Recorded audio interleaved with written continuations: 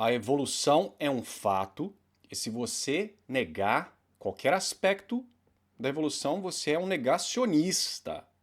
Sai daqui, vaza, ok? Boa noite, senhores. Hoje eu queria reagir a uma entrevista que me pediram várias vezes essa semana, da TV Cultura, com esse exato título: A evolução é um fato, tá? O engraçado é que tem a palavra opinião antes, né? Isso deve ser o quadro aí da TV Cultura, mas é engraçado, é opinião. A revolução é um fato. Inclusive, um dos entrevistados é o nosso grande amigo Pirula, e até me surpreende porque o título ele se refere a um livro que foi recentemente publicado aí pela Associação Brasileira de Cientistas, se não me engano, e até onde eu entendo, o Pirula não escreveu nada do livro. Mas ele é um divulgador de evolução, imagino que seja por isso que eles colocaram ele lá. Para quem cair de paraquedas no canal, e também é sempre bom lembrar para quem está aqui com frequência, eu sou cientista, tá? Eu trabalho e sempre trabalhei com evolução. Inclusive, atualmente eu trabalho com variações a nível de genoma e como elas estão relacionadas com a adaptação à doença, por exemplo, tá? Porém, quem me acompanha sabe, eu tenho diversas críticas a fazer a respeito de alguns aspectos da teoria da evolução. Agora, se a evolução como um todo ela é um fato, então críticas não são aceitáveis. Porque quem que critica um fato? Eu não vou criticar quem fala que a grama é verde, ok? Então, me surpreende cientistas terem escrito um livro com esse título, porque até onde eu entendo, o que nós temos na ciência não são fatos, são teorias em andamento, que podem cair a qualquer momento. Você não tinha aí a teoria da tectônica de placas, não existia, por exemplo. Você achava que os continentes eram estáticos. Você acreditava que a Terra era o centro do universo, ou do sistema solar. Você acreditava em um éter luminífero. A mecânica de Newton caiu e foi substituída pela de Einstein. Então, como funciona isso?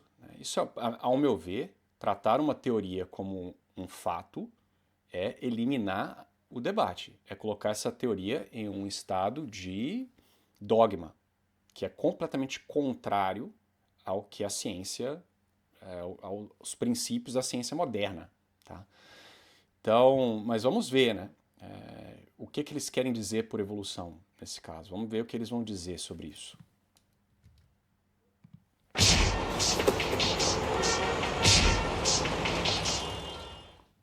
Olá, gente, tudo bem? A evolução das espécies é um fato científico, não é uma opinião. Ela é um... Tá vendo? Já começa categoricamente, né?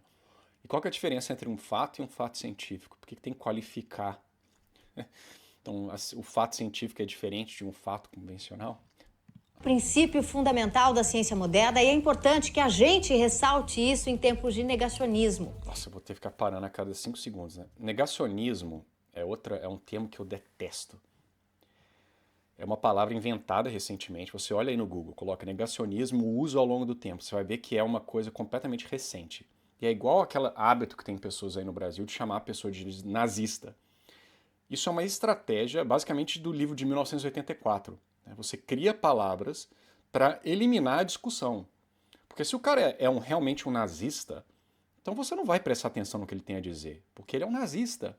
Então você não precisa escutar o argumento, ok? A mesma coisa, o cara é negacionista, ele nega a ciência. Então, eu não vou dar bola para o que ele tem a dizer. Então isso é uma forma de terminar a discussão já no início.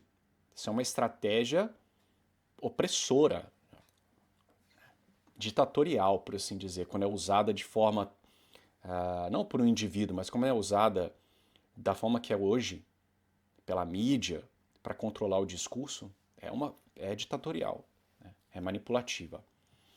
Então, esse termo é ridículo. E eu sempre falo para as pessoas do meu grupo, não utilizem esse tipo de terminologia. Mas afinal, o que é esse conceito? A evolução é responsável pela diversidade da vida em nosso planeta, permitiu a formação de espécies ao longo de bilhões de anos e é estudada por diversas áreas da ciência, como a paleontologia, a ecologia, a genética, a biologia molecular, só para citar algumas delas. É um assunto fascinante, mas não é fácil para leigos como eu e como muitos de vocês que estão em casa. E é por isso... Tá, já vou ter que parar de novo. Não é fácil para leigos. Então por que que toda pessoa no YouTube acha que é especialista em evolução?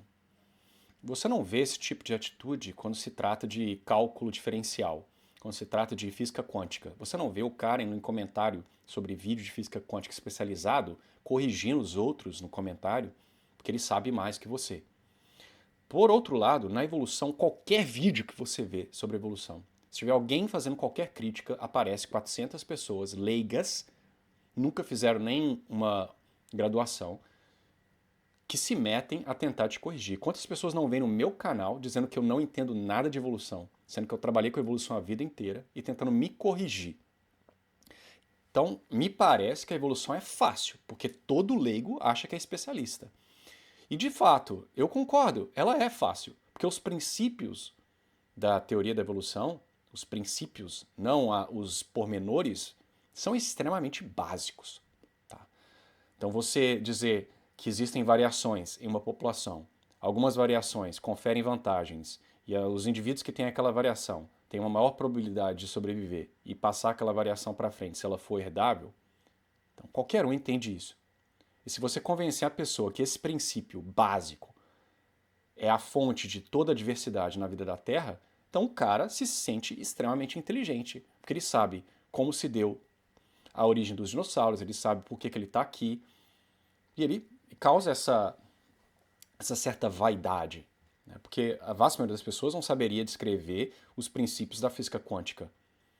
Mas quando o cara... Nossa, a evolução, ela informa toda a biologia e eu entendo perfeitamente. Aí ele vai no comentário encher o saco. Então eu discordo dessa senhora aí. A evolução, ela é fácil de se entender. Tá? Isso aí é uma narrativa que também de controle, de conversa, né? De discussão. Ah, você critica a evolução porque você não entende. Você não entende a ciência. Eu entendo, você não. Tá? Isso que a opinião trouxe para o estúdio especialistas no assunto. O professor do Departamento de Microbiologia do Instituto de Ciências Biomédicas da USP, Carlos Frederico Martins Menck, e com a gente ainda o biólogo e divulgador científico Paulo Nascimento, o Pirula, criador do canal do Pirula no YouTube, que também é biólogo. Sejam bem-vindos, é um prazer ter vocês aqui com a gente. Professor, eu queria começar com o senhor, né? Qual que é o papel de Charles Darwin quando a gente fala aí da evolução, né? Quais foram as ideias que ele propôs com o livro A Origem das Espécies, que foi em 1859, né? Seja bem-vindo. Bom, primeiro eu que agradeço a oportunidade de estar aqui, falar um pouquinho sobre evolução, que é um tema absolutamente fascinante. Isso fascina todo mundo, desde criancinha a gente pensa em evolução. Pera, de novo, cara, eu vou ter que ficar parando a cada 30 segundos. Todo mundo desde criancinha pensa sobre evolução. Me diga uma única pessoa que você conhece que estava lá com 5 anos. Nossa, evolução. Eu acho que nenhuma criança na história da humanidade pensou sobre evolução uma única vez. Tá? Então, eu não sei de onde que o professor tirou essa afirmação. Tá? Inclusive, eu duvido que ele pensava sobre isso na infância. A não ser, é claro, que os pais dele fossem biólogos atuantes na área e desde pequeno ficavam falando na cabeça dele, né? Mas enfim. E o Darwin, ele viveu num mundo que estava discutindo questões como estaria a origem do homem, como estaria a origem da vida, como seria... Porque era normal se discutir isso na época, como é hoje. É uma questão que está sempre ali premente. Desde criancinha. Uhum. E ele fez essa... Lá. Então, aí ele já criou uma igualdade entre pensar sobre origens com evolução. Ó, veja, todo mundo pensa de onde que eu vim, qual a minha função, né, qual o meu propósito. Agora, isso não quer dizer que você está pensando sobre evolução, senão você está caindo em uma circularidade aí, né? Mas enfim. Viagem em que foi até Galápagos, passou pelo Brasil e ele, baseado em dados, baseado em informações que ele viu, desde geológicas, em que ele viu o movimento, a evolução de regiões dos Andes, por exemplo, que mostravam restos de vida marinha, até a Galápagos, onde ele viu uma diversidade imensa e conseguiu, digamos assim, ver que existia uma relação entre os organismos. E ele, então, sugeriu a ideia de evolução, de que seria um processo que teria seleção natural, que os indivíduos que se adaptavam melhor àquele ambiente, eles conseguiriam sobreviver. E, curiosamente, na mesma época, Alfred Wallace, que estava fazendo uma viagem na Indonésia, estava chegando exatamente às mesmas conclusões. E isso acelerou o trabalho de Darwin, e ele fez, então, a proposta de que a evolução ela ocorre naturalmente, através de seleção natural, e isso inclui o ser humano, o que, obviamente, gerou alguns problemas na época. O que eu gostaria de dizer é que tem 165 anos. Tá, pera lá. Então veja como ele fala, né? Que Darwin se baseou em dados. Ele viu lá fósseis, ele observou na viagem. E isso é uma simplificação da realidade. Darwin já tinha tido uma influência evolucionista ferrenha, tanto na sua criação, o seu avô era um maçom, era um evolucionista, escreveu poemas sobre evolução, tá? Isso aí você procura na internet, não é Rômulo que está inventando, tá? Então, por exemplo, Zoogomia, sei lá o título do livro de poemas dele, o Erasmus Darwin, ele faz ali uma especulação sobre a evolução da vida a partir de uma origem lá em uma poça, ok? Darwin estudou com Robert Grant em Edimburgo. Edimburgo era nos centros do iluminismo britânico, tá? Então ele teve como professor um evolucionista, ele leu diversos evolucionistas. Então o tópico evolução ele estava já ficando mainstream nesses círculos aí iluministas, ok? E Darwin, os pais de Darwin eram pensadores livres, como a gente fala aqui no inglês, free thinkers, tá? Então assim ele teve essa influência. Inclusive um dos princípios que moveu Darwin a chegar às conclusões que chegou não foi sequer a biologia, foi um princípio errado que ele tirou de Malthus, né? Essa noção de que as populações crescem exponencialmente, a comida aritmeticamente, então vai ter uma briga por recursos, que Malthus inclusive usa para defender uma certa eugenia, que gente burra, pobre não deveria ter filhos, etc., né? Então daí que Darwin tira os princípios, né? Olhar para fóssil já se sabia, né? Inclusive dizer que fóssil estimulou Darwin a chegar à conclusão do evolucionismo é um erro grotesco, porque Darwin tem um capítulo inteiro tentando eliminar o registro fóssil, basicamente, porque ele admite que o registro não dá suporte à teoria dele. Okay? O registro mostra criaturas aparecendo sem ancestrais, né? E a teoria gradualista de Darwin exigia formas transicionais basicamente no registro fóssil inteiro. Tá? Então, o registro fóssil era uma coisa desconfortável para Darwin. Então, a única observação que eu diria que influenciou de fato a sua teoria seriam as observações de biogeografia. Então, tem animais em ilhas que parecem com animais no continente, com pequenas variações, logo eles poderiam ter vindo do continente diversificado. Só que esse tipo de observação já tinha sido feita por outros pesquisadores, não é uma ideia darwiniana, por assim dizer, tá? Então, pesquisadores, inclusive, alguns que eram criacionistas, tá? Depois de 165 anos... E quem quiser as citações, eu dei uma palestra recentemente, ou melhor, eu fiz uma live sobre Darwin, algumas lives para trás, em que eu mostro as passagens dos artigos desses pesquisadores antes de Darwin, discutindo exatamente a ideia de uma diversificação a partir de uma população que para eles teria sido criada. Então não é uma ideia darwiniana. A evolução, a ideia de evolução, ela foi testada enormemente por inúmeras novas descobertas. Por exemplo, Darwin não teve contato com Mendel, cujas descobertas foram feitas da genética em 1900. Ele não teve contato, obviamente, com leitura de genoma. Mas, no entanto, todas as descobertas, depois de 165 anos, todas elas confirmaram que a ideia de evolução, a teoria de evolução, o fato de evolução, garante com que a vida esteja na Terra do jeito que nós temos ela hoje. Aí ele cai, me surpreende, um professor usar do jargão que você escuta o tempo inteiro, né? Tudo que foi publicado desde a origem se conforma com a teoria de Darwin. O que é uma coisa surreal, né? Porque a teoria de Darwin foi extremamente atacada mesmo no período lá mendeliano. Você tinha, por exemplo, os saltacionistas, que acreditavam que a evolução não podia proceder gradualmente, não fazia sentido, então eles achavam que as mutações eram de largo efeito, de grande efeito, né?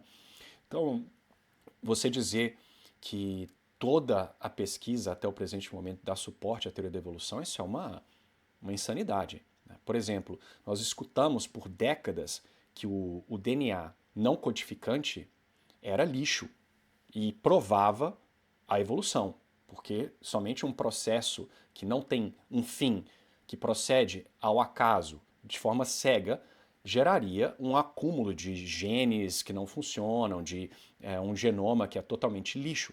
Tá? Então isso era uma conclusão que se seguia das premissas evolucionistas. Se você ler lá o livro do Richard Dawkins, ele fala isso. Não somente ele, a comunidade científica de maneira geral. E recentemente, ou melhor, uma década atrás, começou a se estudar essa região do genoma, porque antes se ignorava, exatamente por causa da pressuposição darwiniana. E chegou-se à conclusão que essa região ela é funcional. Né? O projeto ENCODE iniciou esse tipo de pesquisa, ou foram digamos assim, o centro desse tipo de pesquisa, mas hoje em dia já virou mainstream. Né? Se fala aí, ganharam um Nobel recentemente relacionado a RNA regulador, né? microRNA, você tem pivrNA, transposon, etc. Então, assim, hoje nós sabemos que essa região lixo do genoma, ela participa ativamente na expressão gênica. Então, a teoria darwiniana caiu por isso, porque supostamente o DNA lixo era uma prova categórica do evolucionismo. Não. Se alterou a narrativa. Faz todo sentido que a evolução tivesse preservado regiões, o genoma totalmente funcional. Então, assim, é óbvio que existem e houveram críticas e problemas. O fato é que alguns desses problemas não foram solucionados. Você tem, inclusive, uma gama de biólogos que hoje em dia defende uma versão alterada do evolucionismo, porque o gradualismo darwiniano simplesmente não explica a realidade. Então, como que todo fato, até o presente momento, está dando suporte ao evolucionismo?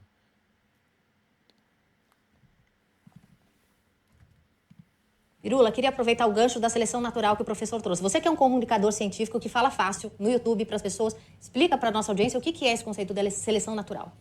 A seleção natural é o mecanismo... Há uma certa discussão do quanto que ele é prevalente, né, na natureza, né, porque tem outros mecanismos também que a gente pode explicar. Mas o mecanismo da seleção natural, ele diz basicamente o seguinte: existem diferenças individuais, né, numa população da mesma espécie, por exemplo. Essas diferenças individuais podem permitir, dependendo de uma alteração ambiental, uma diferença seletiva, uma sobrevivência seletiva, perdão. Então, quer dizer, alguns indivíduos vão ter mais facilidade para sobreviver do que outros, estes deixarão mais descendentes.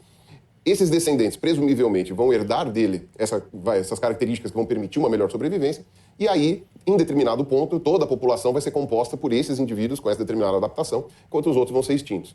Né? Até que mude o ambiente novamente e ocorra uma nova seleção. Então, a partir desse mecanismo é que teriam acontecido o mecanismo de especiação e de diversidade da vida, né? Em que, ocupando os mais diferentes ambientes, foi se formando vida cada vez com formatos diferentes, né, com especializações diferentes e tudo mais. Então, esse seria um mecanismo de seleção natural, né, em que o ambiente selecionaria aqueles que estariam mais aptos para a sobrevivência e principalmente para a reprodução, né? Porque a reprodução é que vai determinar ali quem que é o mais apto ou não, né? É dessa ideia que vem aquela máxima dos mais fortes sobrevivem, né?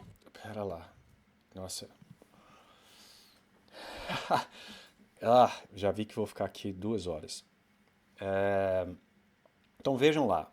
Então, se a seleção natural é uma seleção, uma sobrevivência diferencial, uma reprodução diferencial, que é o que eu sempre falo nesse canal, então ela não pode ser uma causa da evolução, como o Pirula falou aí, que ela é o mecanismo que gerou a diversificação. Porque a diversificação se dá quando existe variação. A seleção natural, tal qual descrita pelo Pirula, ela só elimina variação. Mas, para a evolução proceder, para se gerar um novo organismo, para se gerar um novo órgão, é necessário gerar nova variação. E a seleção natural jamais poderá fazê-lo. Então, a causa principal, eu diria única, da evolução é a mutação, que é ao acaso. A mutação não ocorre para o bem do organismo. Então, quando você escuta a seleção, a evolução ela não procede ao acaso, porque a seleção natural ela é direcionada, porque os organismos que estão se dando melhor vão sobreviver mais, etc. Isso é trivial, porque os órgãos eles têm que ser construídos a partir das mutações, que são, elas sim, ao acaso. E a forma com que o Pirula descreve a seleção, ele coloca de uma forma tautológica, né? Então, a seleção seria a sobrevivência do mais apto, mas como é que define quem que é o mais apto? É aquele que reproduz mais. Então, a seleção é a reprodução daqueles que reproduzem mais, tá? Então, a formulação que Pirula fez é tautológica.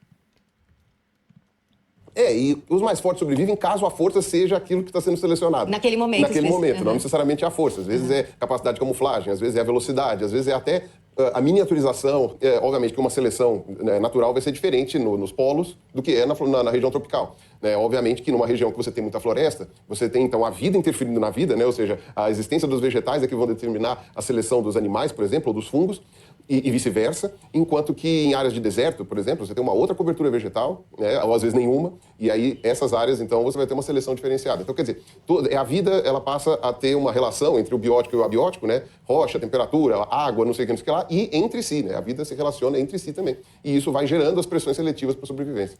E veja que o fato de uma adaptação, ou uma característica ser considerada uma adaptação em um cenário e não em outro cenário, é o carro-chefe para alguns darwinistas argumentarem que não existe melhora. Tá? Eles sempre vão dizer, não há nada normativo no processo evolutivo. O animal que está sobrevivendo ali, ele não é melhor que o que não está sobrevivendo, ele só é mais adaptado. Mas espera lá, como que se dá isso? O indivíduo que melhor nada, ele vai, tecnicamente, se não houver um detrimento para aquela habilidade natatória, ele vai deixar mais descendentes. Então ele é, sim, uma versão melhor do que os organismos que estão sendo extintos. Mas você vai sempre escutar, não existe essa de tal organismo é melhor do que o outro. Ele é só mais adaptado. Mas espera lá, mais adaptado não quer dizer que ele é melhor naquilo que ele faz?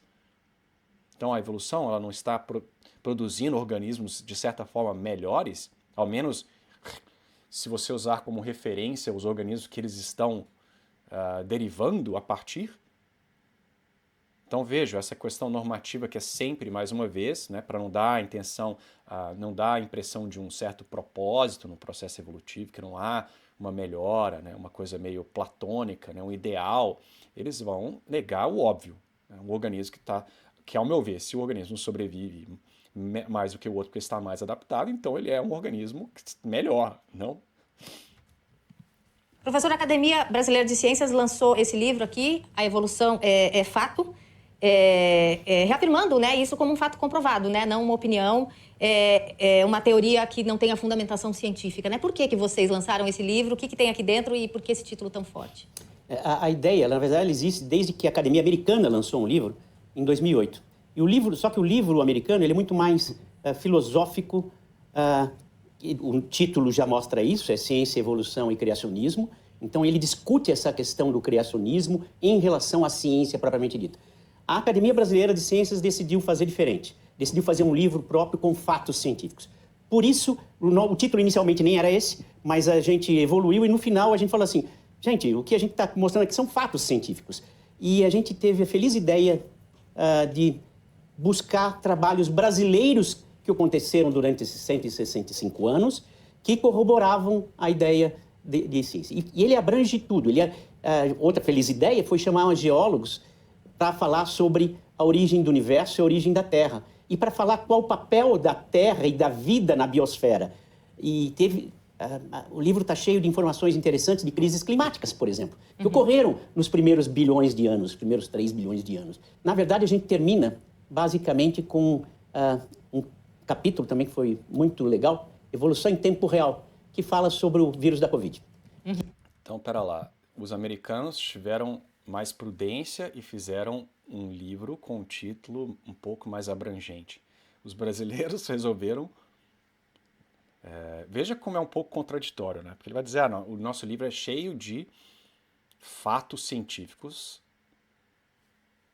Então, pera lá. Então, o que é o fato exatamente aí? São as observações que são feitas, mas o livro trata de especulações filogenéticas a respeito, por exemplo, de fósseis.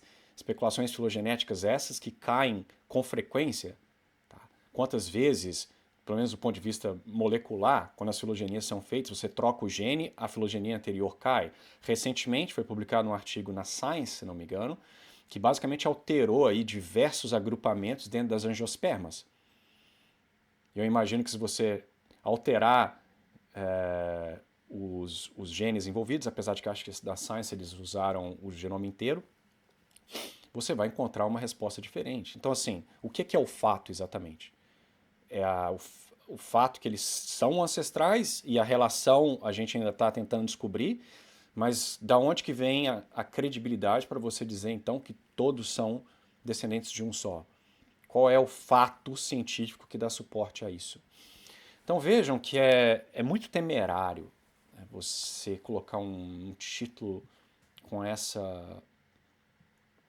a única pessoa que eu conheço que colocou um título dessa forma foi o Jerry Cohen, nos Estados Unidos, né? Why Evolution is True. E ele é um propagandista, ele é tipo um Richard Dawkins americano, um cara que passa mais tempo defendendo o ateísmo militante do que fazendo ciência. Então, assim, é um título extremamente problemático, né? Que nós vimos durante esse período da pandemia, nós vimos a evolução correndo nesses 4 anos de uma forma muito simples, sequenciando o genoma do vírus, a gente viu ele mudando. E a gente viu que ele estava se adaptando, como diz o Pirula, de uma situação, no caso, para fugir da resposta imunológica e conseguir infectar as pessoas. Pirula, agora tem... Espera lá, vírus não é nem vivo de acordo com a biologia moderna. Então, a evolução, até onde eu sei, ela se abrange aos organismos vivos, que são capazes de reprodução.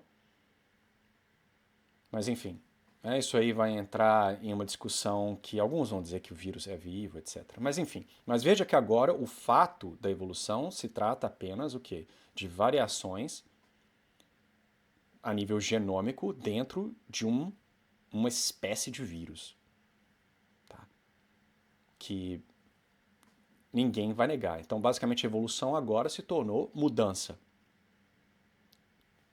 Então, veja assim, enfim, eu estou interrompendo demais. Pessoas que, por conta de religião, acreditam que toda essa evolução, toda essa formação aconteceu por outros motivos que não sejam científicos, né? Você acha que a ciência e religião conseguem andar juntas? Bom, elas têm andado juntas até agora em vários aspectos, né? Na verdade, há levantamento sobre isso, né? Das milhares de pessoas que trabalham com evolução diariamente na academia científica ao redor do mundo, uma parcela significativa delas acredita em uma entidade criadora ou, sei lá, em outro tipo de fé que envolve o transcendente ali. E eles convivem muito bem com aquilo que estão pesquisando e com aquelas ideias evolutivas, entendeu? Então, uma coisa não impede a outra. Né? Você consegue interpretar a sua fé da maneira como você achar mais adequado, que você conseguir acreditar, afinal de contas, a fé tem a ver com a capacidade de crença, né? De você querer acreditar, conseguir acreditar. Não, a fé é uma conformidade do intelecto com as verdades reveladas. Não é uma questão de querer. Você não está livre para acreditar no que você quiser. Então, eu digo isso porque não é pedantismo, é porque a vasta maioria das pessoas, inclusive religiosos, não só os ateus, não entendem o que é fé. Acho que acreditar, fé cega. Fé cega é você aceitar, por exemplo, que houve o surgimento da vida espontaneamente em uma poça há 4 bilhões de anos atrás. Sendo que nós não temos nenhuma evidência científica que chegue próximo da ideia de uma espontaneidade, a vida surgindo de forma espontânea. Se você aceita, por razões racionais, que Deus existe e que ele se revelou e deixou uma igreja que é infalível, por exemplo, Então é extremamente lógico e racional que você conforme o seu intelecto com as verdades reveladas. Tá, eu não estou dizendo que você não precisa acreditar, ouvinte nervosinho, mas finja por um momento que você é religioso e você acredita que Deus é o que os cristãos dizem que ele é. É bondoso, ele não erra, ele não engana. Então aquilo que ele revela é 100% confiável. Então você faz mais sentido, é mais racional acreditar no que Deus revela do que em ciências humanas, por exemplo, que estão fadadas aos erros, né? E são reformuladas continuamente, ok? Então a fé não é isso aí que o Pirula falou, não. E isso acaba fazendo com que a pessoa encontre ali o seu ponto de equilíbrio, né? Então, até o momento, eu tenho vários conhecidos meus, né, e amigos meus próximos que acreditam, né, numa força criadora e tudo mais, às vezes até possuem uma religião formal, né, e trabalham com evolução e não vem nenhum problema em relação a isso e conseguem lidar com isso muito bem.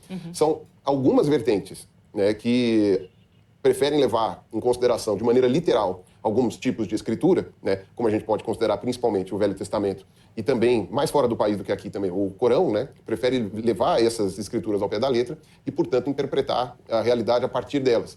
E aí sim você tem um conflito, porque a descrição mitológica dessas religiões, né... Descrição mitológica. Então veja assim, né, o preconceito nas falas do Pirula, né? Então ele já definiu, óbvio, assim como o livro, que essa evolução gradualista a partir de um ancestral comum há 4 bilhões de anos, ela é fato. Sendo fato indiscutível, toda religião tem que se conformar com essa realidade. Então é meio que seu problema, se vira aí para conseguir acasalar as suas ideias, né, de criação e evolução. Porque uma coisa é fato, então você tem que alterar a sua compreensão das escrituras. E de fato, vários o fazem. Você está cheio aí de protestante, católico, que começam a alterar o seu entendimento das escrituras baseado nessa ideia de que a evolução é fato, logo a Bíblia não pode contradizer essa ideia. Tá? Agora veja como ele chama o Gênesis de mito. Então, eu imagino que até os amigos dele, cristãos aí, que acreditam em uma evolução total, assim, eu imagino que eles discordariam dessa frase, né? Porque o quê? Você acredita em um mito? A sua religião é baseada em um mito? Então, é preconceito isso aí. E aí você pode incluir também, sei lá, o hinduísmo, etc. Essas descrições mitológicas, elas não são correlatas, né, com o que a ciência demonstrou nos últimos 300 anos, porque antes das descobertas das propostas evolutivas, você já tinha ali uma quantidade de conhecimento muito grande que estava sendo acumulada. Tanto é que havia propostas evolutivas, pelo menos de uma espécie virando outra, muito anteriores ao Darwin, né? O Darwin não começou do zero ali, sim, né? sim. Ele só juntou tudo, né, numa ideia mais coesa. Agora, algumas pessoas resolvem isso, né, interpretando de uma maneira metafórica, ou colocando aquilo como não tendo ocorrido no plano que a gente vive, ou em outro plano, alguma coisa assim. Não sou eu que vou fazer essas interpretações, mas é o que eu já ouvi, eu já li sobre isso, né? Então, é possível você fazer como é que fala, levar os dois lado a lado e conseguir tocar a sua vida de maneira tranquila. Não há nada nas teorias evolutivas que vão falar sobre o transcendente. Isso não está dentro da ciência, não são, a gente não tem ferramental para conseguir, através da ciência, determinar se existe alguma coisa depois que morre ou algo desse sentido. Isso é outro departamento. É um departamento que vai para a área da filosofia ou para a área da teologia, e aí vai de cada um, entendeu? Do ponto de vista da ciência, ela trabalha com a realidade material. E a realidade material permite que a gente consiga determinar as coisas, né, como o professor, né, bem falou aí, que o nível do conhecimento que a gente tem até hoje. Então veja que é bastante condescendente. Nossa, meu nariz. Cara, que coisa horrorosa, né? Condescendente. Condescendente. Eu estava tentando lembrar o termo patronizing em português e tive que basicamente traduzir. Patronizing, né? Condescendente. O cara falando, você tem que acreditar dessa forma, né? Parece um pai falando, né? A sua fé aí meio infantil nessas mitologias. Assim, né? Como é que você vai acasalar isso daí com Os fatos científicos é meio que problema seu, eu não vou te dizer. Mas que você vai ter que fazer, você vai ter que fazer. Bom, e no próximo bloco a gente vai falar sobre dinossauros. Esses animais pré-históricos são amados pelas crianças, mas também são uma grande oportunidade de entender a evolução dos mamíferos que tiveram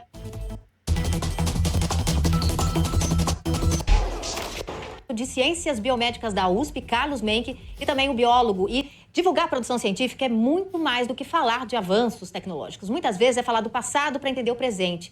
Na opinião do biólogo e paleontólogo Luiz Eduardo Anelli, é tornar o conhecimento atrativo para a população em geral. Por isso, ele criou o projeto Trilha dos Dinossauros, que percorre o estado de São Paulo, por onde esses incríveis animais viveram na pré-história. Sim, tinha dinossauro no Brasil, você sabia? E a ciência já comprovou isso, como explica o professor Anelli. Vamos assistir. Sabia. Os dinossauros nasceram um pouquinho antes dos primeiros mamíferos nascerem também, e acredite, no Brasil. O fóssil mais antigo de um mamífero também é brasileiro. O terceiro maior aquífero subterrâneo do mundo, que é o Guarani, nasceu no tempo dos dinossauros. O petróleo guardado no pré-sal e tantas outras maravilhas. Os dinossauros ensinam as pessoas a entender o mundo, a entender o clima, a geografia e a biologia que hoje estão à sua volta. Qual que é o papel dos dinossauros nessa evolução da espécie? Os mamíferos vão passar os períodos 130 milhões de anos, os períodos Triássico, Jurássico e Cretáceo, se escondendo dos dinossauros, como animais minúsculos, como animais noturnos, e essa vida noturna foi que deu a eles, aos mamíferos, uma super audição, visão, olfato, paladar para sobreviver nesse mundo noturno. Olha a teleologia aí, né? Então, pera lá. O ambiente causou a alteração nos organismos? Ah, Romulo, isso é só uma forma de se expressar. Não, você não pode. Você não pode fazer isso. Isso é uma caracterização incorreta do processo evolutivo. E é por isso que tantas pessoas enxergam a evolução como direcionada. Tem um artigo que chama... Eu teria que olhar, é um artigo de educação, basicamente falando, em que eles olham a questão da utilização do termo seleção natural como uma força. Is natural selection a force? Alguma coisa desse tipo. E eles percebem que a vasta maioria dos estudantes enxergam a seleção natural como isso, como essa ideia que propulsiona os organismos a se adaptarem ao meio. Ah, estava escuro, logo eles evoluíram a visão. Porque é muito mais fácil você aceitar que a coisa, né, está mudando para se adequar ao ambiente do que imaginar que a adaptação ela veio por puro acaso mutacional e quando esse acaso ocorreu, aqueles organismos que tiveram essa sorte sobreviveram e deixaram o descendente. Então a forma com que ele descreveu aí a seleção natural está completamente errada. Foi uma descrição direcional. E não tô nem aí se isso é um vídeo informal, porque isso leva ao erro crasso que a vasta maioria das pessoas tem de achar que a evolução ela é direcionada, que as coisas evoluem para alguma coisa. Procure, eu posto artigos sobre evolução todos os dias no meu grupo do Telegram. Todo título de matéria, evolved for, birds evolved wings for blá blá blá. The egg shell evolved for blá blá blá. Então você tem esse direcionamento que não existe na teoria da evolução. Então isso é inaceitável. Mas você vê inclusive em artigos publicados em revistas de renome, tá? Os mamíferos até então, até 160 milhões de anos, eles vinham evoluindo pondo ovos. Mas essa miniaturização inviabilizou isso. A evolução resolveu esse caso desenvolvendo a placenta nas fêmeas mamíferas. Essa mesma placenta da qual nós nascemos, eu, você e todo mundo que está nos ouvindo, é um fruto desse momento de sobreviver aos dinossauros. Olha isso, né? Olha como a coisa é persuasiva, né? Então a evolução criou a placenta. Olha como a linguagem, ela é uma linguagem divina. A evolução ela é personificada, ela é um agente criador. Ela encontrou soluções, ela é inteligente. Olha, e é por isso Isso você vê já em Darwin. Se você lê A Origem das Espécies, Darwin personifica a natureza e, portanto, o processo evolutivo o tempo inteiro. Então, o que você tem efetivamente é o intelecto, a intencionalidade sendo projetada na natureza. E é por isso que é fácil acreditar. Então, de certa forma, o evolucionista desse tipo aí, eles são basicamente igual o pessoal do design inteligente. Eles acreditam em algum tipo de mente guiando o processo evolutivo. Ainda que eles não percebam isso, não estou dizendo que eles realmente acreditam nisso, mas eles pensam na evolução dessa forma. A evolução, quantas vezes eu não leio em até artigos publicados em Nature, a evolução encontrou uma solução para o problema tal. A evolução foi engenhosa. Pera lá, que tipo de linguagem que é essa? Mas isso é uma coisa puramente semântica. Não, quando você começa a pensar dessa forma, fica muito mais fácil atribuir alterações que parecem surreais, porque dá-se a entender que há uma certa direcionalidade. Ainda que você, do ponto de vista conceitual, saiba que não, ou ao menos acredita que não houve, você continuamente usar essa terminologia influencia as suas conclusões, influencia a forma com que você pensa, tá? Porque é muito mais fácil, como eu disse, imaginar a evolução encontrou soluções para um problema do que imaginar as soluções, na verdade, não são soluções coisa nenhuma, são por acaso, que não ocorreu para nenhum efeito bom para o organismo e por pura sorte ele se deu bem e sobreviveu, ok? Então, eu absolutamente detesto essa linguagem. Professor, por que o senhor acha que as crianças gostam tanto dos dinossauros? Dinossauros chegavam a 40 metros de comprimento. Predadores chegavam a 14 metros. Então, eram animais gigantes. Criança gosta de caminhão, de navio, pelas mesmas razões. Coisas enormes. Eles se espalham pelo mundo, um mundo completamente diferente, com muitos outros tipos de animais. É um mundo repleto de mistérios. É uma teia de conhecimento muito legal. Pirula, você foi uma dessas crianças que gostou de dinossauro e aí descobriu a ciência? Desde o começo. Eu fui também. O que isso tem a ver, né? Desde criança também, sempre gostei. E passei até por essas etapas aí, um pouco que o Anélio falou também. Você começa gostando como se fosse um monstro, alguma coisa assim. E aí, depois, com o tempo, você vai entendendo que eles não eram monstros. Né? São animais como quaisquer outros, né? Só que com características muito particulares. E aí vira uma porta. Então, muitas vezes, precisa explicar muitas coisas para os filhos, né? É muito fácil você usar dinossauro como vitrine. O dinossauro, você tem até que tomar um pouco de cuidado para não limitar tudo a dinossauro. Tem uns amigos meus que trabalham com paleontologia de invertebrados, por exemplo, que eles reclamam um pouco de... Poxa, nós estamos aqui também, né? De eclipse, né? Os dinossauros eclipsando. Mas, ao mesmo tempo, você pode enxergar os dinossauros como uma porta de entrada mesmo, para que as pessoas consigam entender esses mecanismos, não só evolutivos, mas também do passado geológico da Terra e tudo mais. Né? São coisas, enfim, são animais muito interessantes e muito visuais. Então, hoje as pessoas, por causa da mídia, por causa de coisas, dos livros e tudo mais, você acabou deixando muitos grupos de dinossauros hoje extintos muito familiares, né? Então a pessoa olha, ela reconhece, né? Então ela já sabe logo de cara. Então isso facilita muito o diálogo, né, com relação a isso, mesmo que de vez em quando as atualizações científicas às vezes entram um pouco em conflito, né? Então quando você chega e fala que, os dinossauros carnívoros, pelo menos os carnívoros, tinham penas, tal, não sei o quê, aí o pessoal entra, às vezes fica um pouco bravo. Não estraga a minha fantasia, né? Isso, não estraga a fantasia, mas a ciência não está aqui também para ficar embalando. Tem nada de fantasia, né? Nós não temos evidências nenhuma que dinossauros tinham penas, né? A não ser, claro, que você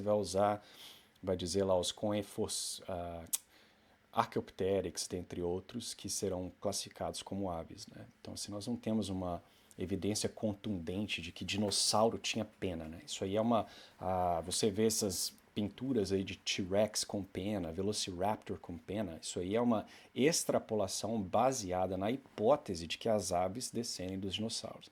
Então eles assumem que naquele grupo lá, talvez dos terópodes que deu origem às aves, então já havia algum tipo de protopena, tá? Porque uma vez que o processo evolutivo ele é gradual, você não pode ter uma pena aparecendo de repente, né? Então se infere que já deveria haver algum tipo de pena ali nos ancestrais. Mas quando você vê um T-Rex com pena desenhado, que é o que mais acontece em museu hoje em dia, saiba que isso aí é puramente liberdade artística. que não é baseada em fato científico nenhum, ok?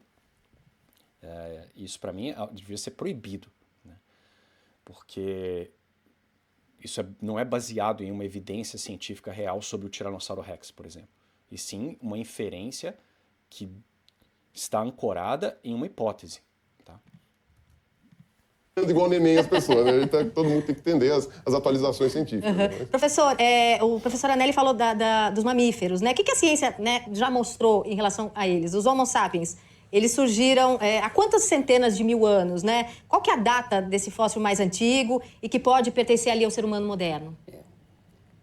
Ele falou de criança, eu quero falar também de criança um pouco. Então fale. Porque eu, quando criança, eu comecei a gostar, acho que, de evolução, quando uma professora me apresentou o crânio de um chimpanzé, um desenho de um crânio de chimpanzé e o desenho de um crânio humano. E eu olhei aquilo e falei, nossa, como é parecido. Será que isso tem alguma coisa a ver? Isso daí que eu comecei a pegar as ideias de evolução. Sim, tem tudo a ver o fato de que os mamíferos evoluíram, teve esse momento que foi falado crucial da placenta, que permitiu um avanço enorme dos mamíferos dominaram a Terra, né, basicamente. Há cerca de 200 mil anos apareceu uma espécie de hominídeo, Homo sapiens, que prevaleceu. Outros hominídeos também apareceram. E isso tudo a gente fala no livro, é bem interessante. Alguns deles a gente conseguiu fazer uma coisa que eu acho absolutamente fantástica. A gente fez paleogenômica, a gente conseguiu sequenciar o genoma do homem de Neandertal, por exemplo. E isso foi fundamental, porque esse sequenciamento demonstra, mais uma vez, que a evolução está correta, que a gente tem muita similaridade com o Homo neanderthalis, apesar de a gente ter apenas um pedaço do genoma que é exatamente o mesmo. O resto é 99,9% parecido com o nosso, mas tem 4% ali que é quase... Peraí, 99 mais 4 dá mais 100, né? Mas enfim, vejam as coisas que os pesquisadores falam muitas vezes, né?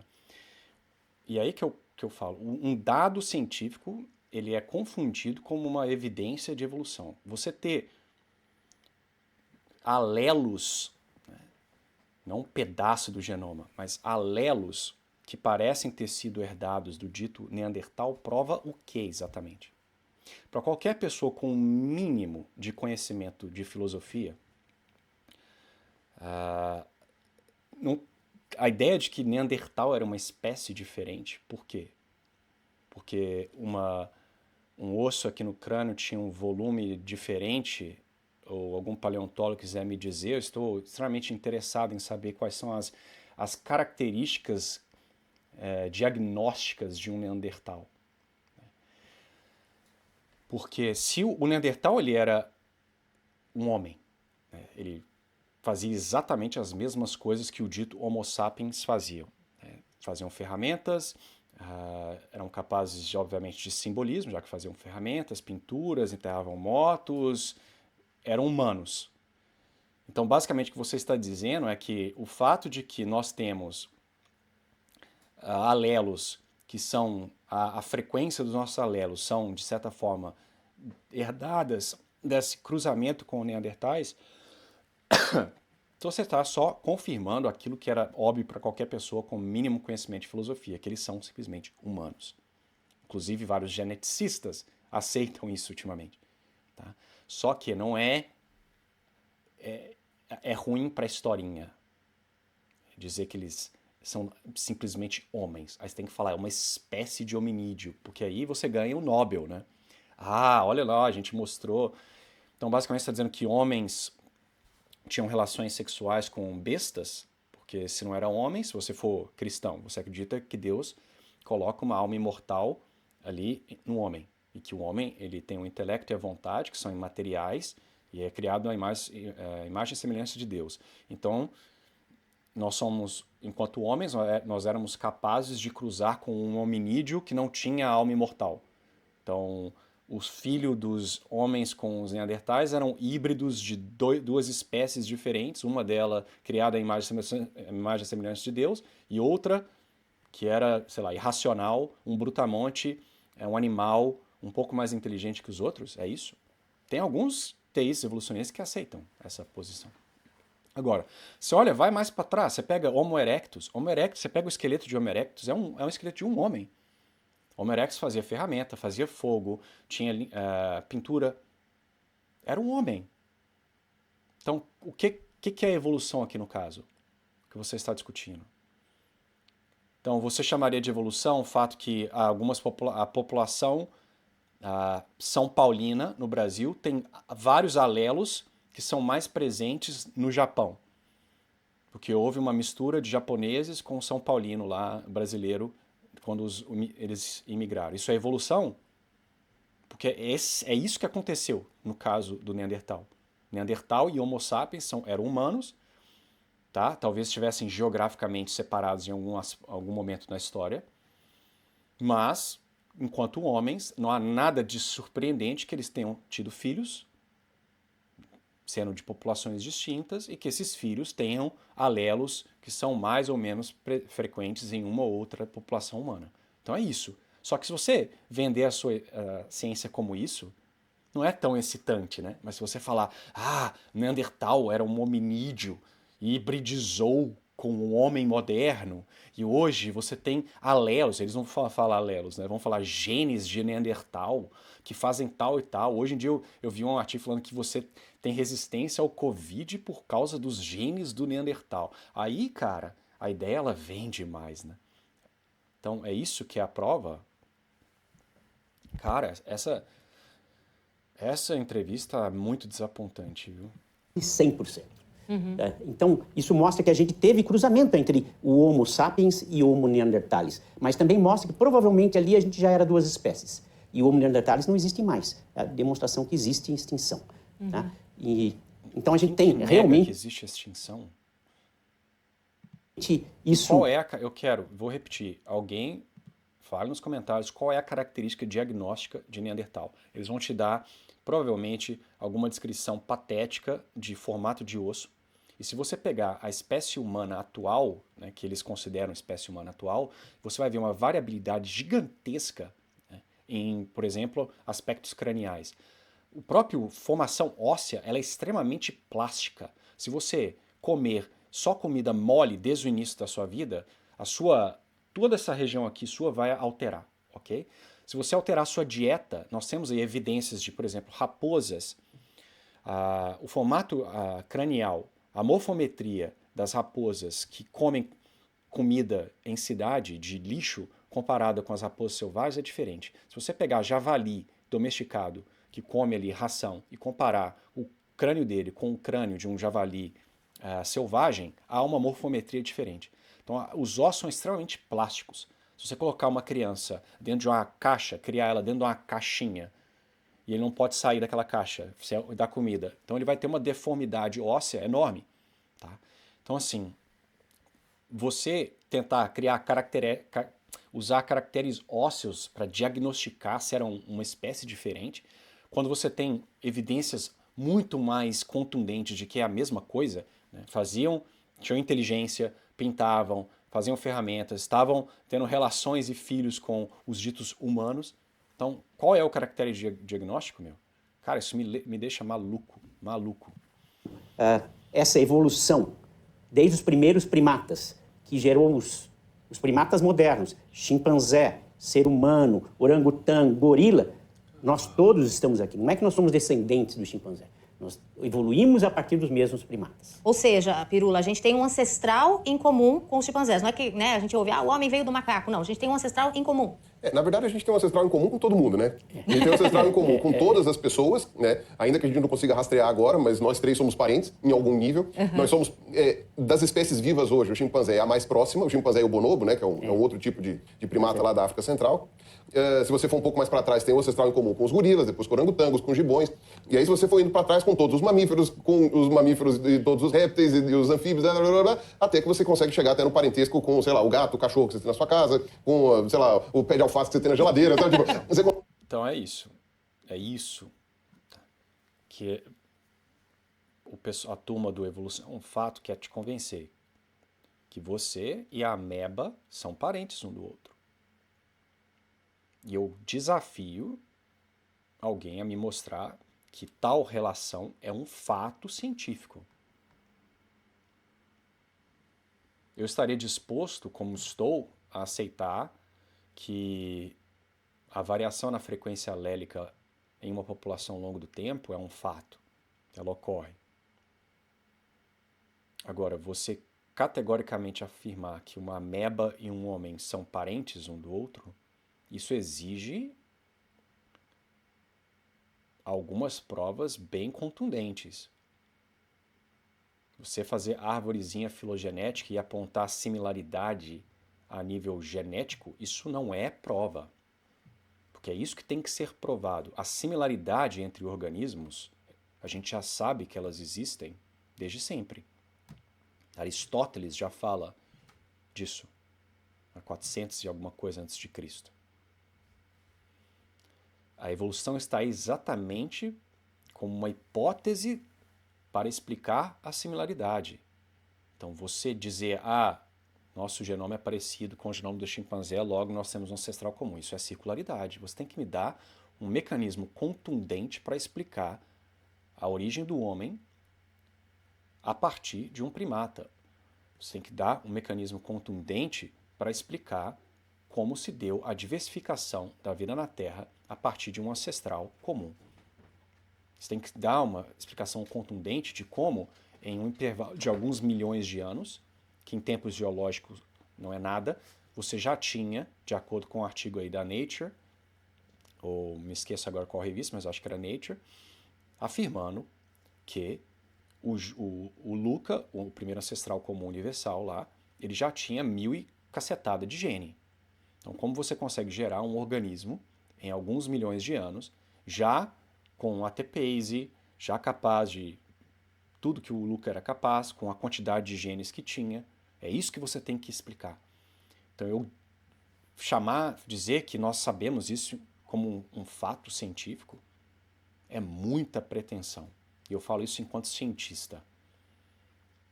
Então, isso já leva a ciência a um caráter dogmático religioso.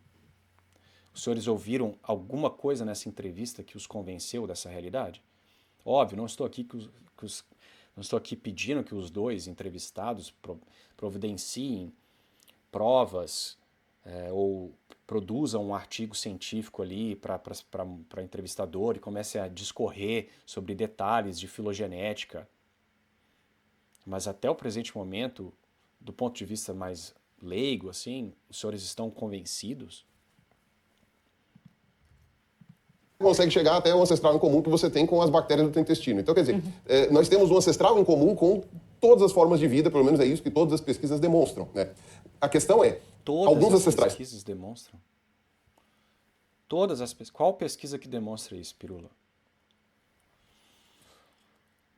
Existe uma incongruência, como eu já falei mais de uma vez nesse vídeo, a respeito das árvores filogenéticas.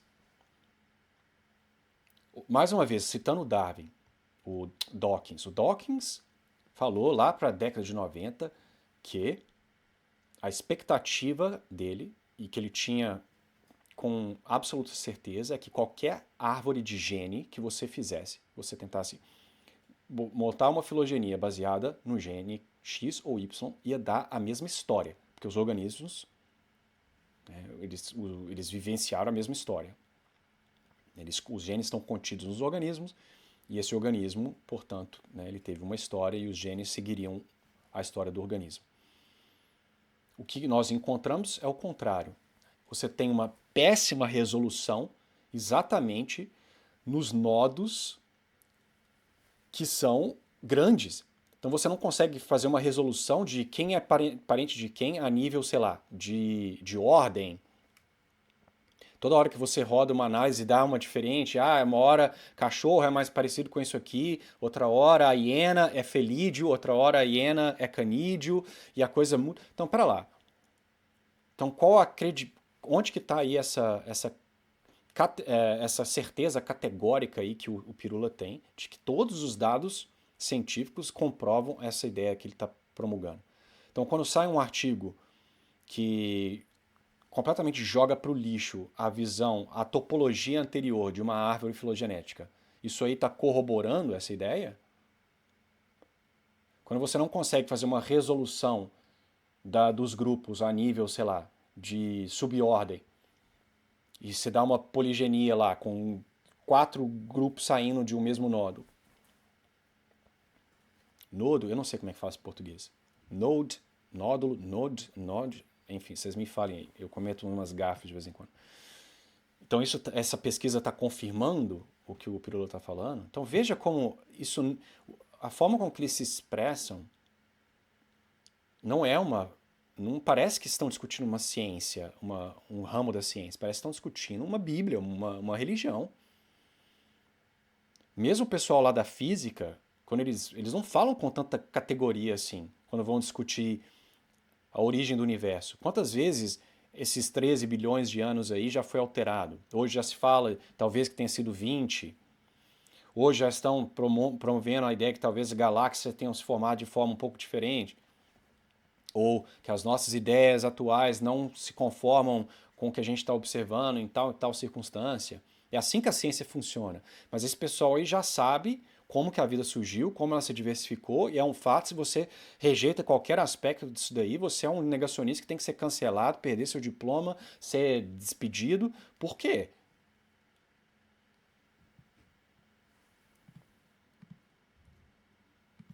Estão mais para trás no tempo, outros estão mais próximos. Das espécies vivas hoje, né, o ancestral em comum que nós temos com outras formas de vida mais recente é o com o chimpanzé, que faz uns 7 milhões de anos mais ou menos. Se o Homo de Neandertal ainda estivesse vivo, ele é o nosso parente mais próximo conhecido, né, que ele já faleceu. Então, quer dizer, tudo depende do zoom que você dá na árvore da vida. Ancestral em comum a gente tem com todas as formas.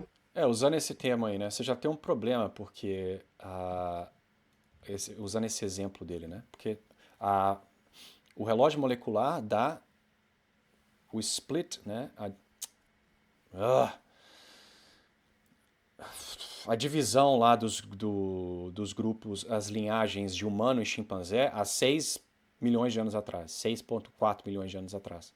Porém, nós já estamos encontrando hominídeos há 7 milhões de anos atrás que tinham bipedalismo. Ok? Então como é que funciona isso? Tá aí. Uma evidência contradizendo a outra. Porque como que você tem o bipedalismo surgindo antes da divisão das linhagens de chimpanzé e humano, sendo que o ancestral presumivelmente era quadrúpede. Então isso aí está dando suporte à hipótese, mas tudo. Se entra em contradição, se isso aqui cai, coloca outro lugar, não importa, porque vai emendando, e de acordo com essa turma, isso é boa ciência. Você vai jogando as coisas pro lixo, vai trocando, a sua teoria é basicamente irreconhecível de como ela era semana passada, ou alguns aspectos dela, mas você vai trocando, e o axioma central, que é eu sou parente da banana, nunca cai. Nunca é questionado. Por quê? Porque é religioso. O Eugene Konin, ele sugere que houve múltiplas origens para vírus, porque não há possibilidade de se explicar a variabilidade que existe nas espécies atuais de vírus a partir de um ancestral de vírus comum, porque tem variabilidade demais. Então ele é um poligenista, por assim dizer. Ele acredita em múltiplas origens da vida. Ele é, portanto, um negacionista. Ele, se não me engano, é o biólogo mais citado do mundo.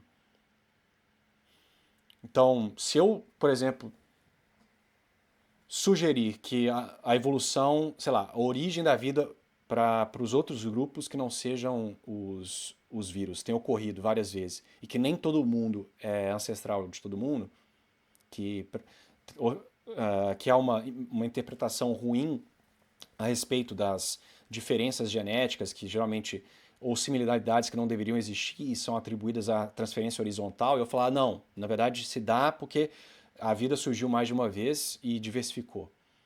Eu não posso falar, eu não posso propor isso, não posso nem sequer sugerir, porque você é um negacionista. Mas se há sequer a possibilidade dessa hipótese ser real, então não é então a ancestralidade comum que esses dois estão defendendo aí, ela não é um fato, porque senão não haveria admissão para uma hipótese contrária. Então veja o dogmatismo, né? Disfarçado de ciência. Com essas a gente tem há menos tempo. E professor Mack, como é que o Homo sapiens conseguiu sobreviver na Terra, né? Quais foram esses caminhos de evolução que nos trouxeram até aqui? Não tenho dúvida que começou pelo fato de você de ficar numa posição ereta, de pé, né? E isso permitiu alcançar mais coisas, para poder, inclusive, buscar comida. E depois, What? o Homo O sapiens, assim como os chimpanzé outros está primatas, extremamente bem quadrúpede lá na, na África. Ele não precisa ficar de pé para conseguir comida. Ele está de boa, até onde eu sei. Está tranquilão. Inclusive, se for tentar competir com ele lá na savana, você vai apanhar esse chimpanzé. Ele vai te dar uma surra e comer o seu corpo depois. E ele é mais rápido que você, inclusive. Então, assim, bipedalismo. E como é que se deu essa transição para o bipedalismo, né? Porque a não ser que você acredite que um macaco passou a andar de uma vez só, como é que se dá o meio bipedal? Como é que ele sobrevive em uma savana inóspita, com animais, com perseguição animal, uma vida inóspita, o animal, como é que funcionou essa transição aí de quadrúpede para bipedal? Como é que se deu a perda de adaptações àquela vida quadrúpede, né, pelo espesso, ou não só a vida quadrúpede, né, mas adaptações que os primatas geralmente têm para tolerar a vida que tem na savana, para virar bipedal. O homem tem uma pele finíssima, nós não temos caninos afiados, nós não temos garras, nós somos extremamente frágeis. Então, como é que se deu a perda dessas características adaptativas nos primatas e no processo ainda de se tornar bipedal, ao acaso, lembrem-se, não há direcionamento, as mutações não estavam ocorrendo uma atrás da outra para melhorar o bipedalismo, não. Você teve que ter uma alteração completamente total do sistema, não total do sistema anatômico do que diz respeito aos ossos, mas né, o formato, a disposição, as diversos aspectos do esqueleto humano é completamente diferente do esqueleto do chimpanzé, e todo aspecto muscular, comportamental que vem junto. Então, como que se deu essa alteração e como que os intermediários sobreviveram em uma savana inóspita, competindo com os perfeitamente adaptados quadrúpedes, dos quais eles estão evoluindo a partir. Isso ninguém fala, né? Ele fala, mas aí o cérebro cresceu. Mas espera lá, na história tradicional, o crescimento do cérebro e a fazer fogo, escambau, isso vem depois do bipedalismo. Então, como é que se deu essa transição aí? Nós conseguimos compensar pela nossa fragilidade corporal, nossa ausência de caninos afiados, garras, pelo espesso, pele espessa, com a inteligência. Nós somos capazes de fazer ferramentas, compensar, botando um casaco, fazendo armas. Mas isso veio posterior à perda das características vantajosas da vida quadrúpede. Então, como se deu essa transição? Mas ocorreu, né? Por quê? começaram a perceber a possibilidade de uso de ferramentas. E daí começou a desenvolver a cultura, e a fala e a cultura. E daí o ser humano começou a criar seus processos de cultura que permitiram um processo de evolução maior. Sem isso, foi bastante genérico. No mundo todo, já há 7.000 anos, a gente teve a explosão, por exemplo, da capacidade de fazer agricultura, né? E produzir alimento. Então, são os momentos cruciais que a cultura permitiu o processo de evolução, e por isso, de certa forma, nós não estamos extintos. E você? Então, cultura é evolução agora também, né? Então, veja aí, né? Tudo é evolução. Aí é fato mesmo, né? Pirula, quais os pontos que você destacaria que o Homo sapiens fez que não nos deixou sermos extintos? Os seres humanos conseguirem se ajudar acabou fazendo com que, sabe, conseguisse uma força... Bom, digamos assim, vai soar meio poético, mas a solidariedade acabou fazendo com que o ser humano conseguisse sobreviver melhor, né? Que tem, obviamente, a ver também com a capacidade cognitiva de você entender melhor essas relações. De você empatizar com o próximo? Empatizar com o próximo e também entender como fazer. Você pode até não gostar do outro, mas você entende que, às vezes, fazer uma parceria com ele é mais interessante do que você brigar. Entendeu? Então você não precisa gostar daquela pessoa que você está interagindo. Mas você tem inteligência suficiente para ler o cenário e ver que aquilo é melhor para você. Exatamente. E aí você consegue desenvolver, né? Então, o altruísmo passa a ser, na verdade, egoísmo. Não existe empatia na evolução. O que existe, tá? É você coça minhas costas e eu coço a sua. O altruísmo, ele tem aparência de altruísmo, ele na verdade é egoísmo disfarçado. Okay? O importante é deixar os genes para frente, não é? Como diz o Dawkins lá no Selfish Genes.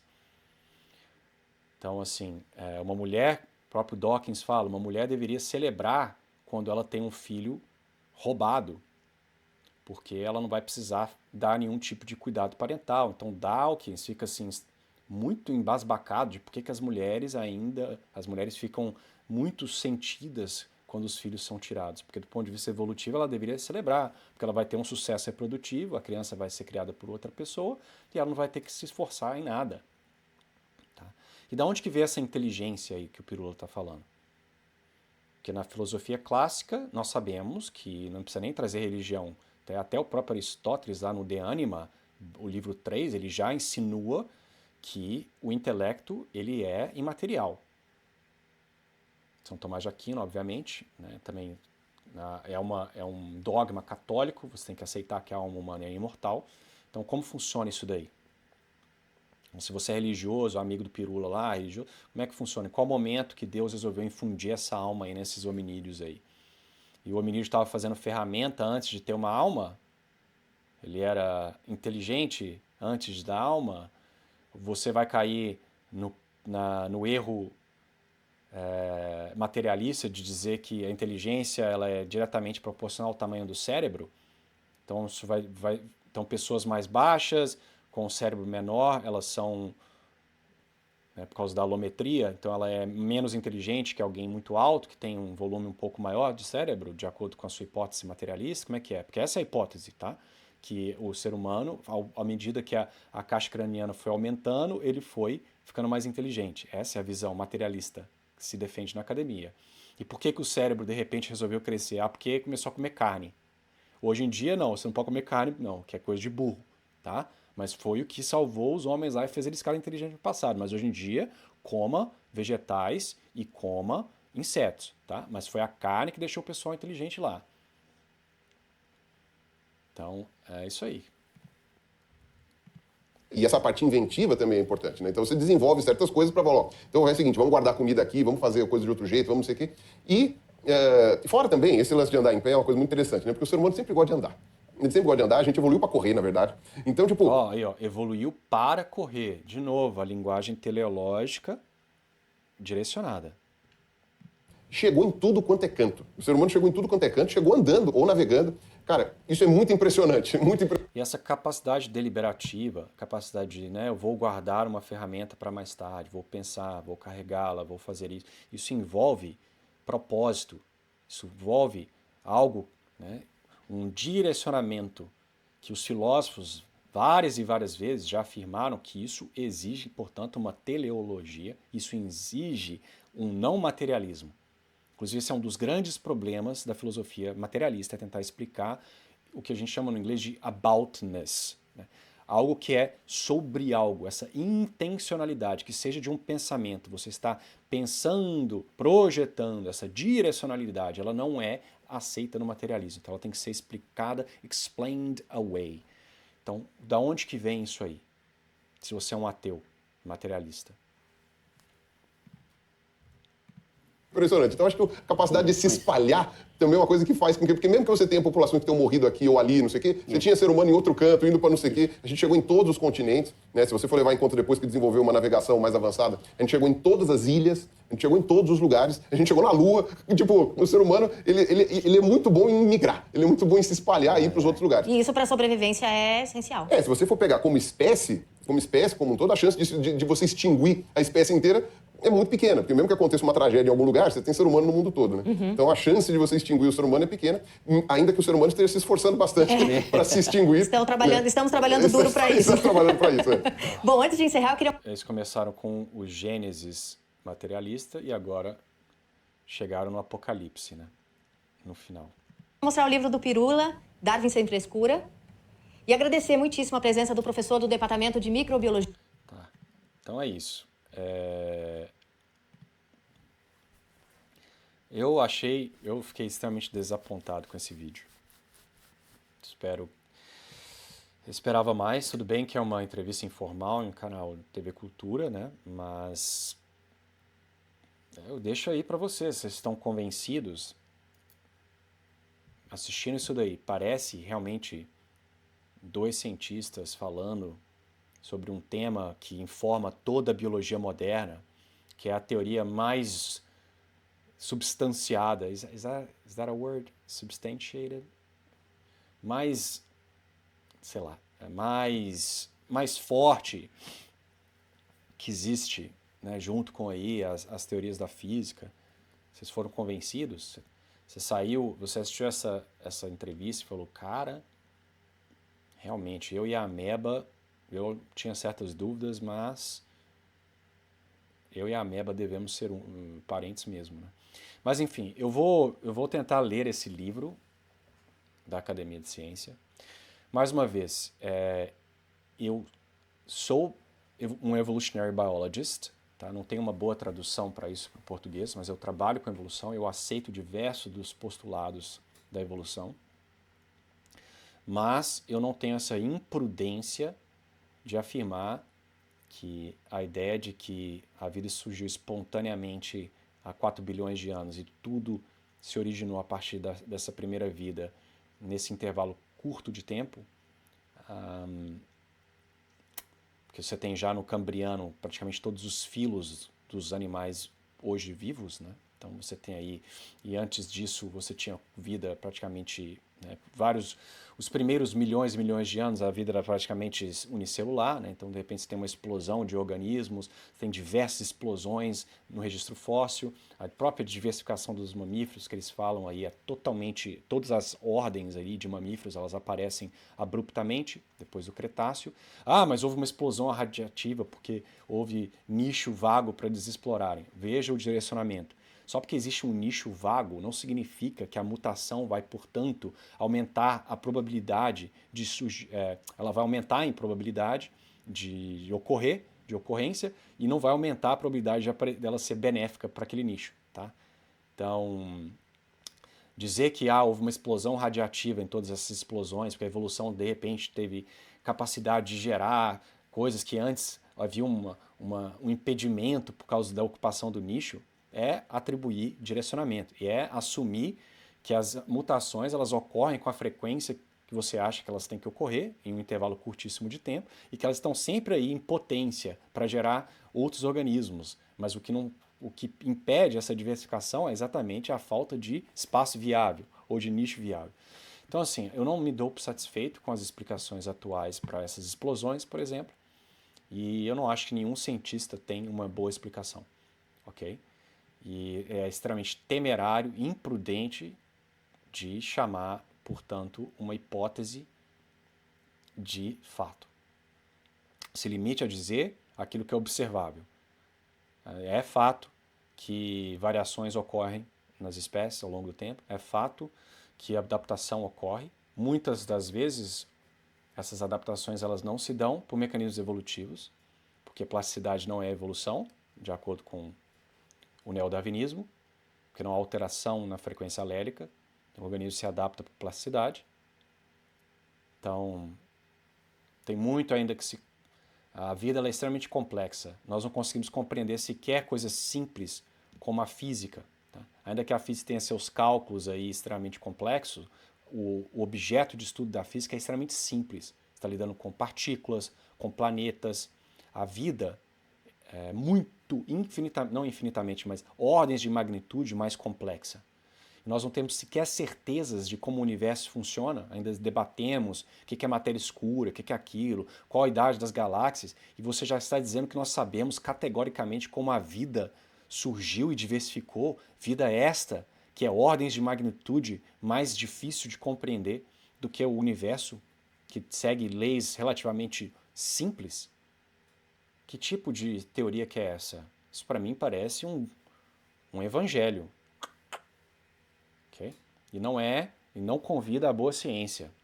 Com boa ciência, ela prossegue com questionamentos, com dúvidas. Tá? Mas se você silenciar todo mundo que discorda, não precisa publicar. Já estou vendo a pessoa lá no teclado. Então publica o Nobel! Publica o Nobel! Publica o Nobel! Não, você não precisa publicar o Nobel. Você pode fazer uma crítica enquanto leigo. O meu trabalho atual não dá abertura para ter um Nobel. Você está entendendo? E eu já falei sobre a questão do Nobel. Então, as pessoas têm que ser livres para fazer críticas, ainda que elas não trabalhem especificamente na área, por exemplo, de evolução teórica, onde estaria a possibilidade de fazer uma crítica mais contundente.